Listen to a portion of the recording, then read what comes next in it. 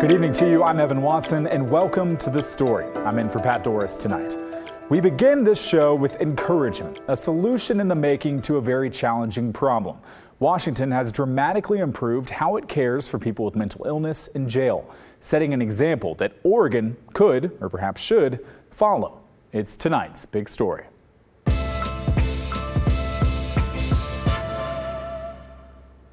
Two years ago, more than 500 people in Washington were stuck behind bars with no mental health treatment available.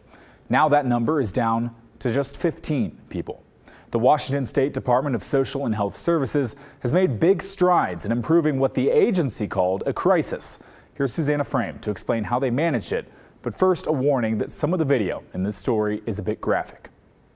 What do you think? Amazing. Amazing. Kim Hayes of Seattle is an assault survivor who became an unlikely advocate for offenders like these. Seriously mentally ill people who didn't need a jail cell, but a hospital bed. And after several difficult years, the state of Washington made it happen. Absolutely fantastic. This is security video of Kim getting brutally assaulted 2 years ago at a Seattle light rail station. It made national headlines.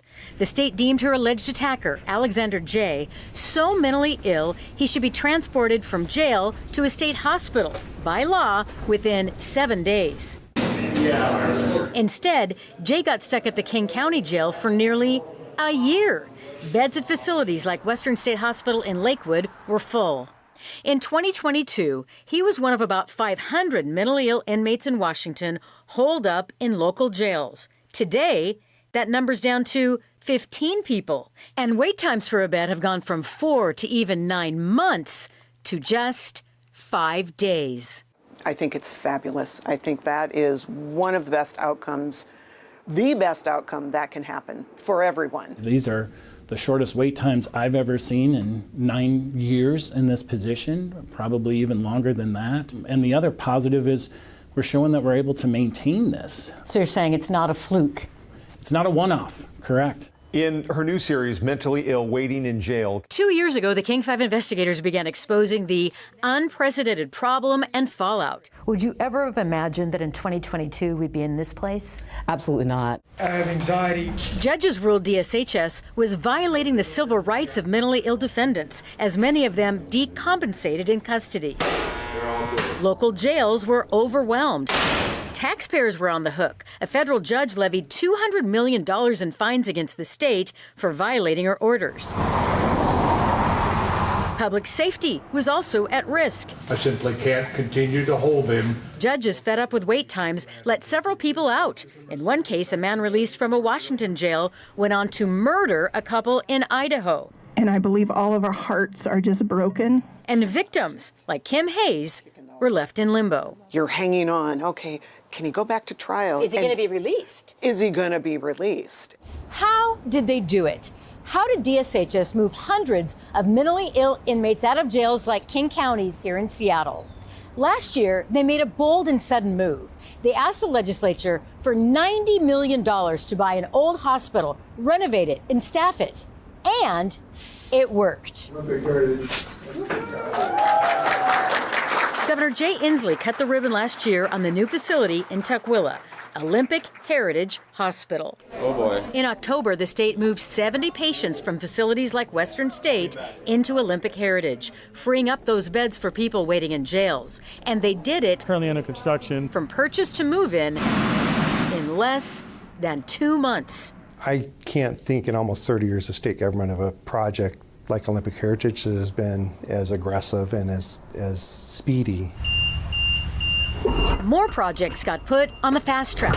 In the last few months, DSHS moved 60 less acute patients into newly renovated treatment units at what's called Maple Lane near Centralia. Well, this is my room. It's pretty cool. Residents told us the new setting is helping them with a more inclusive, less sterile place to live and get better. It's really friendly and inviting, especially with the open windows and stuff, like big windows. You don't see that in other facilities. Other facilities are more like jail. Yeah, it's cool.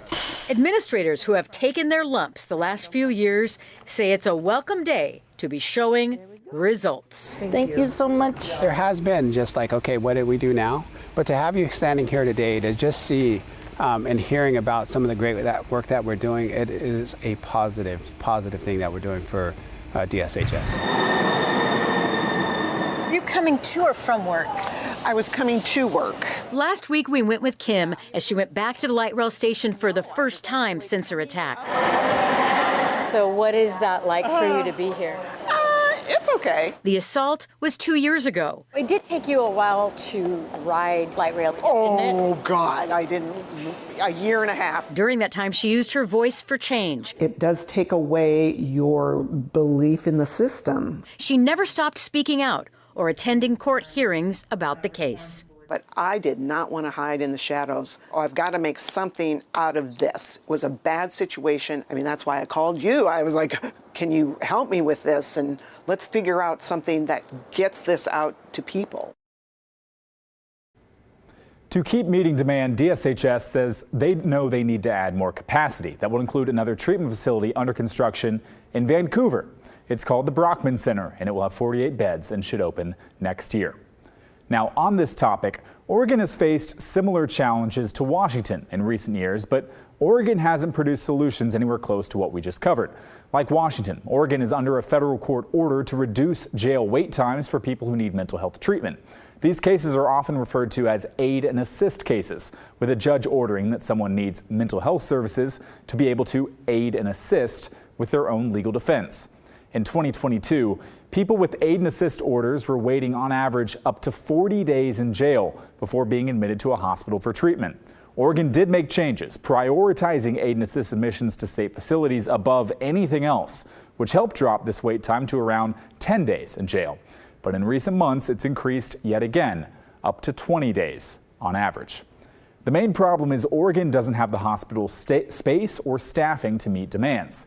An Oregon Health Authority study found that the state needs to be able to treat 3,000 more people, a 70% increase on current capacity, and that would cost the state $500 million over the next 5 years, not including salaries and operational costs. Another bit of data from OHS shows how we got here. This graph shows the number of aid and assist orders per month since 2012.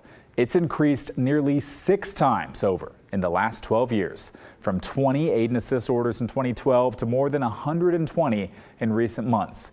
That growth far outpaced any expansion to mental health services and hospital bed space. With legislative days in the session coming up, perhaps Oregon lawmakers will take a page from Washington's book on how to quickly expand capacity to address this mental health crisis.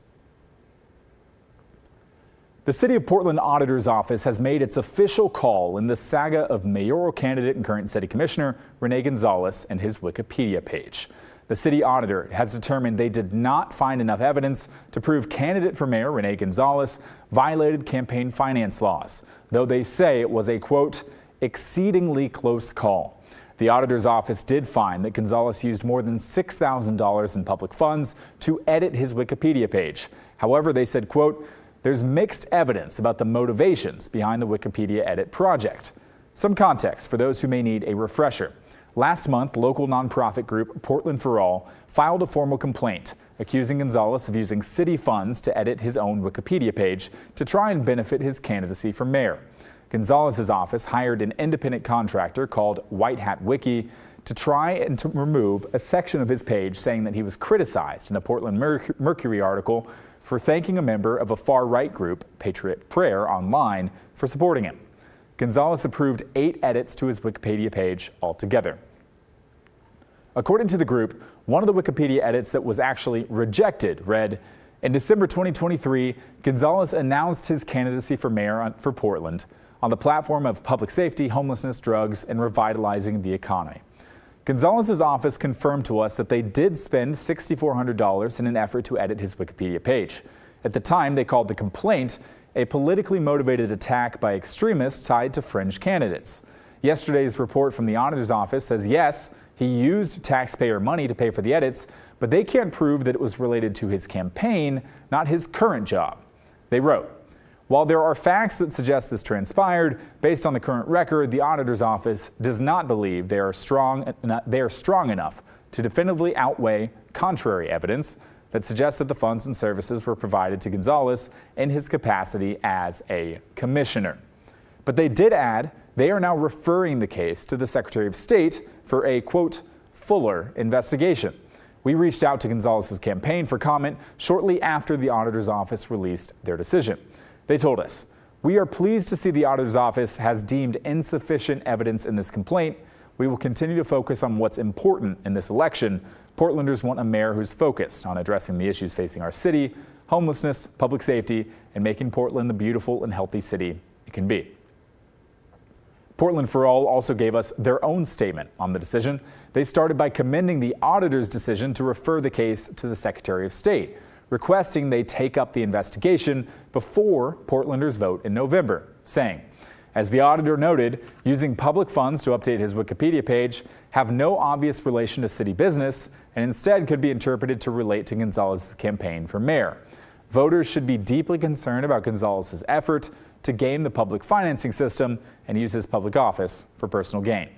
They also brought up that this isn't the first time Gonzalez has been in hot water over alleged campaign violations. During his campaign for city commissioner in 2022, Gonzalez faced a fine of more than $77,000 after the city's small donor elections program learned he was renting office space downtown at a deeply discounted rate. Gonzalez was paying $250 a month, while the fair market value of that space was nearly $7,000 per month.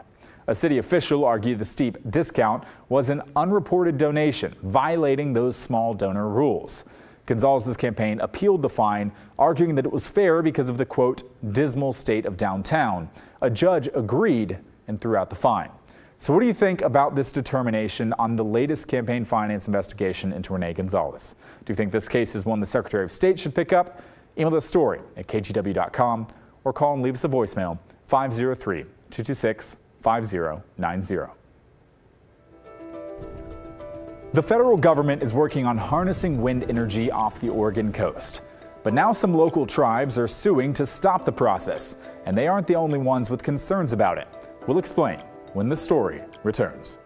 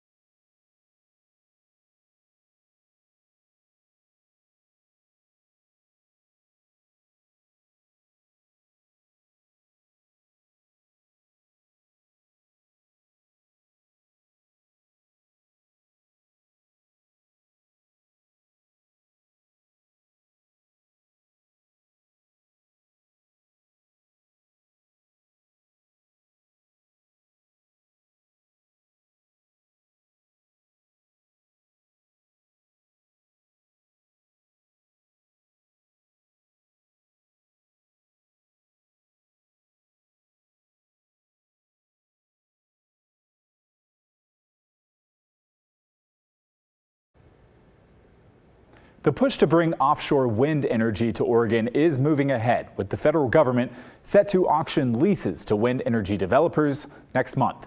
But some coastal tribes are hoping to stop it all. Environmental reporter Kale Williams has the story on a new lawsuit aimed at halting the sales. For years, the federal government has been laying the groundwork to get wind turbines spinning off Oregon's southern coast. And next month, the Bureau of Ocean Energy Management, known as BOEM, is planning to hold auctions for developers to lease areas where those turbines would be built. But now, they're hitting some headwinds. The tribe has been very disappointed with the level of engagement that BOEM has provided. Rick Eichstadt is an attorney representing the Confederated Tribes of Coos, Lower Umpqua, and Siuslaw Indians. Last week, he filed a lawsuit asking a judge to halt the sales.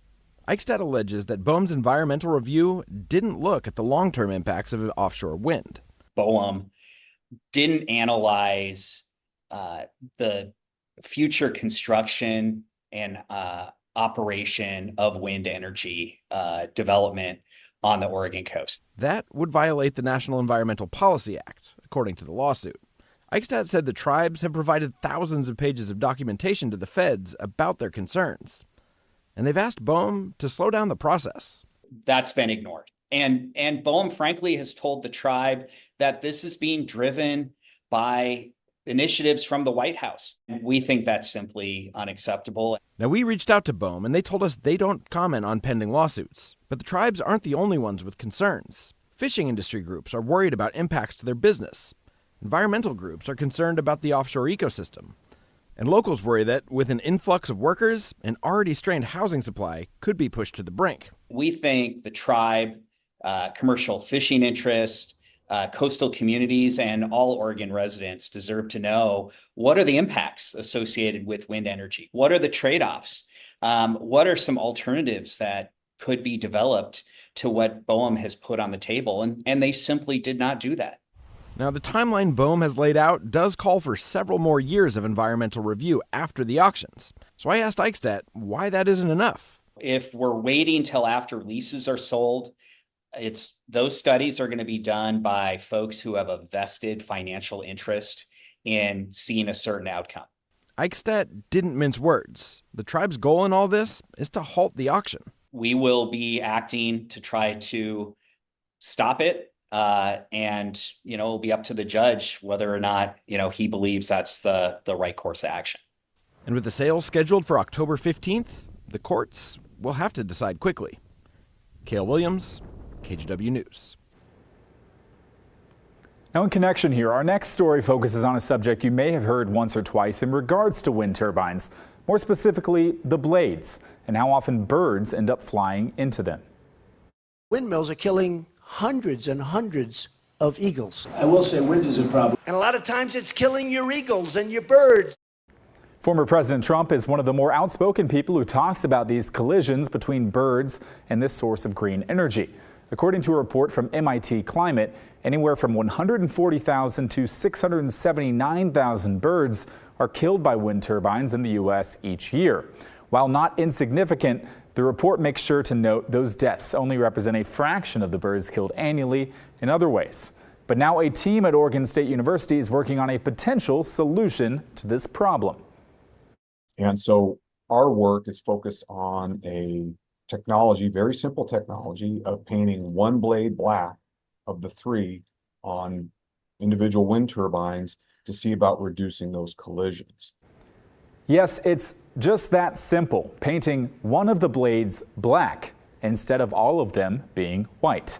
The study is part of a collaborative effort between OSU, PacifiCorp, who owns Pacific Power, and several other organizations. This got started in 2021 after the Oregon legislature provided $400,000 to the university to study the effectiveness of painting one turbine blade black. PacifiCorp is a partner because they want to know whether the technique works, and they have the facilities to research it. The project is the expansion of a similar effort conducted in the renewable energy hub of Norway. They did the same study on 4 wind turbines. And while their results were very compelling, showing greater than 70% reduction in collision, it was only a sample size of 4. And so, like any new technology, new pharmaceuticals, right, you want to have a large sample size before you move forward with making broad changes or, broad prescriptions of a new pharmaceutical drug. And so that's really what our study is focused on, is replicating what they did in Norway, but over a larger number of turbines. Right now, OSU's study consists of 28 turbines with one blade painted black and 28 with none of their blades painted at all, so 56 total. But how does painting one blade cause birds to avoid hitting the turbine altogether? Hagen explains. And this is in the context of white paint, is that you get what's called blur or motion smear. So if you think about your bicycle wheel, right? You look at your bicycle wheel and you can see all the spokes. You start spinning that wheel really, really fast and the spokes kind of vanish. And you can see, it's almost like you can see through that wheel. Same principle with the wind turbines, where, and a lot of people don't realize this, but those blades are moving, the tip speeds can be over 200 miles per hour. So while it looks slow to us from afar, as you get up close, those things are really whipping around. And so the concept is that black blade, that single black blade, interrupts that smear. It's probably not, from a physics standpoint or biological standpoint, totally accurate to say this, but it kind of creates a flicker effect where it interrupts that pattern. Hagen says governments and industry groups are interested in the data they end up with simply because results could help change policy. That's nothing that we're promoting or pushing or any such thing. We're just simply collecting the data and stating the facts of the matter. But yes, it's very probable that if the magnitude of the effect is like we saw in Norway, I would anticipate that you would see various states, counties trying to implement some changes. After the break, we're going to hear from you. Oregon DMV workers accidentally registered more than 300 non-citizens to vote. Now Republicans are calling for changes to the motor voter law, but a lot of you told us it's just not that big of a deal. That's coming up.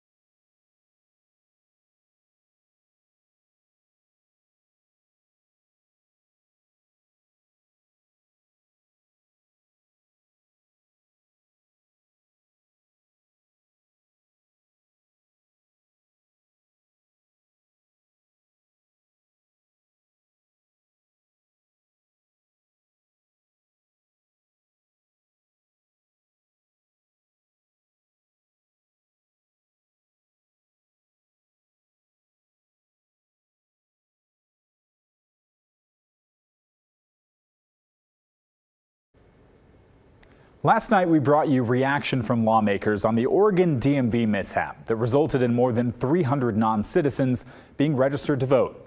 It's because of Oregon's motor voter law, which automatically registers people to vote when they get their driver's license or state ID. The DMV says it was a clerical error. Workers accidentally entered U.S. documents into the system instead of foreign documents for 306 non-citizens over the last 3 years. 2 of them actually voted. The Secretary of State's office says she's asking the DMV to make sure this doesn't happen again, but that she stands by the motor voter law, saying it increases access to democracy. Some Republican leaders we talked to say they had concerns about it from the beginning, especially in conjunction with a law allowing non-citizens to get driver's licenses. We fought against both. We thought both were probably not the right way to get people to engage in the voting process. But I do think it's clumsiness layered on top of intentional bad policy.